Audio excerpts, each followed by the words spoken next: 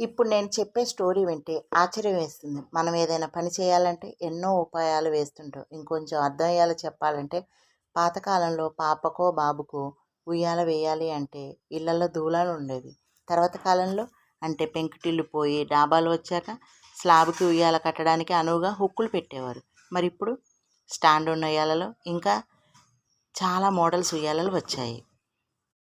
మన ప్రతి అవసరం నుంచి మనకు ఒక ఉపాయం వస్తుంది. అలా వచ్చిన ఒక ఉపాయం గురించి ఇప్పుడు మనం చెప్పుకుందాం.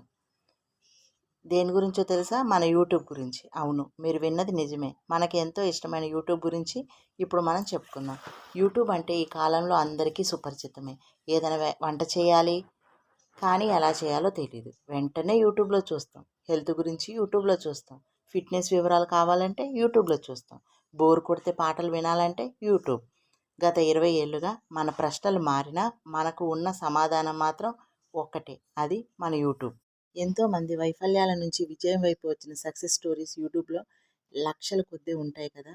యూట్యూబ్ సొంత కథ కూడా అలా ఓ వైఫల్యం నుంచి పుట్టుకొచ్చింది.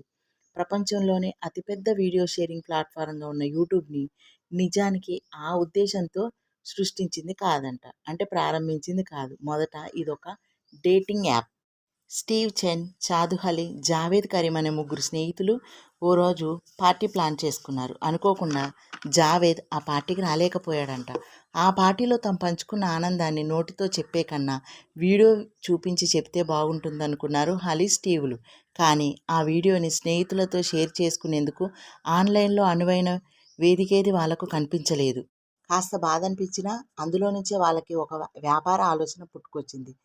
ఓ వెబ్సైట్ ఉంటే బాగుంటుంది కదా, మన వీడియోలు మన ఆనందాలు షేర్ చేసుకోవడానికి అనుకున్నారు.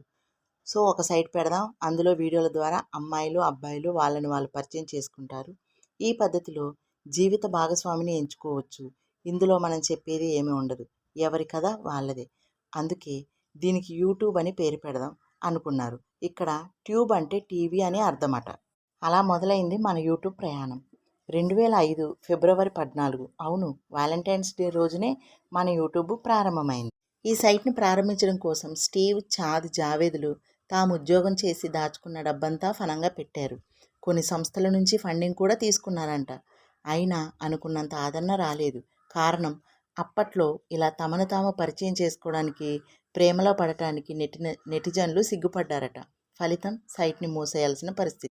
దాంతో ఏం చేయాలో తెలియక ఒక పని చేద్దాం అనుకొని కేవలం ప్రేమికులు మాత్రమే కాదు, ఎవరైనా ఎప్పుడైనా వీడియోలు పంచుకోవచ్చు అంటూ తమ వ్యాపార ఆలోచనలో చిన్న మార్పు చేశారు.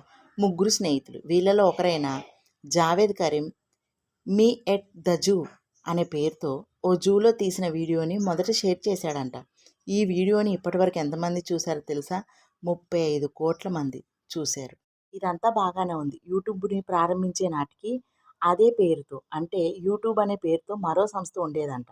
ఈ యూట్యూబ్ కోసం నెటిజన్లు అంతా సైట్లో వెతుకుతుంటే ఆ సైటుకి ఈ సైట్కి ట్రాఫిక్ జామ్ పెరిగి ఇబ్బంది పడేవాళ్ళంట. సో దాంతో ఆ సంస్థ కోపం వచ్చి కోర్టుకెక్కిందంట. చివరికి ఆ సంస్థే రాజీ పడి తన పేరు మార్చుకుందంట. యూట్యూబ్ని ప్రారంభించిన ఏడాదికే గూగుల్ యూట్యూబ్ని ఇప్పటి లెక్కల ప్రకారం అంటే దాదాపు 13,000 కోట్లకి కొనుగోలు చేసింది. కాలిఫోర్నియాలోని శాన్ బ్రూనీని ప్రధాన కేంద్రంగా చేసుకొని 130 దేశాల్లో 80 భాషల్లో విస్తరించింది. ప్రపంచంలోనే అత్యధికంగా యూట్యూబ్ని వినియోగించేది ఎవరో తెలుసా? ఇంకెవరండి, మన భారతీయులే. ఇలాంటి గొప్ప గొప్ప విషయాల్లో మనమే ముందుంటాం, ఏమంటారు? ఆ తర్వాత స్థానంలో అమెరికా, బ్రెజిల్ ఉన్నాయంట. యూట్యూబ్లోని వీడియోలన్నీ ఒకదాని తర్వాత ఒకటి చూడాలంటే సుమారు 18,000 సంవత్సరాలు పడుతుందంట. కేవలం ప్రకటనల ద్వారానే యూట్యూబ్కి గత ఏడాది వచ్చిన ఆదాయం ఇంచుమించుగా 3 లక్షల కోట్లంట. పంటల నుంచి మొదలుపెట్టి స్పోర్ట్స్, ఫిట్నెస్, ఆధ్యాత్మికం, ఎడ్యుకేషన్ అంటూ ఎన్నో రంగాల్లో ఇన్ఫ్లుయెన్సర్ని తయారు చేస్తుంది. యూట్యూబ్ ద్వారా ఎంతోమంది జీవనోపాధిని పొందుతున్నారు. యూట్యూబ్ ఇచ్చే ప్లే బటన్స్ని ఇన్ఫ్లుయెన్సర్ ఎంత గొప్పగా చూపిస్తారు కదా. వాటిని ఏ లెక్కన ఇస్తారో మరొక వీడియోలో తెలుసుకుందాం. అదండి మన యూట్యూబ్ చరిత్ర. బాగుంది కదా.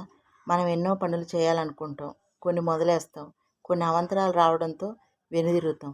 అలా కాకుండా ప్రయత్నిస్తే మనం కూడా ఇలా సక్సెస్ సాధించవచ్చేమో. యూట్యూబ్ని స్టార్ట్ చేసిన మొదట్లో ఎన్నో కష్టాలు, ఎన్నో అవాంతరాలు, కోర్టు కేసులు, కానీ అవన్నీ అధిగమించి ఇప్పుడు ఆ స్థాపించిన సంస్థ వాళ్ళే కాదండి, దాన్ని నమ్ముకొని ఉన్న కొన్ని వేల కుటుంబాలు, కొన్ని వేల మంది ఎంతో గొప్ప స్థానంలో ఉండి ఎంతో కొంత ఆదాయాన్ని పొందుతున్నారు. ఇన్ఫ్లుయెన్సర్స్గా మన ముందు నిలబడుతున్నారు.